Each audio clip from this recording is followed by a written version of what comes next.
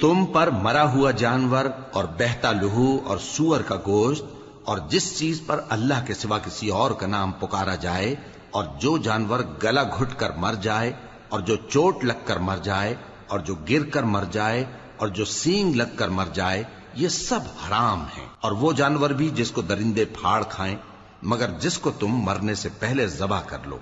और वो जानवर भी जो गैरुल्लाह के आस्ताने पर ज़बह किया जाए, और ये भी कि पांसों से किस्मत मालूम करो। ये सब गुनाह के काम हैं। आज काफिर तुम्हारे दीन से नाउम्मीद हो गए हैं, तो उनसे मत डरो और मुझी से डरते रहो। आज मैंने तुम्हारे लिए तुम्हारा दीन कामिल कर दिया है और अपनी नेमतें तुम पर पूरी कर दी और तुम्हारे लिए इस्लाम को बतौर दीन पसंद कर लिया।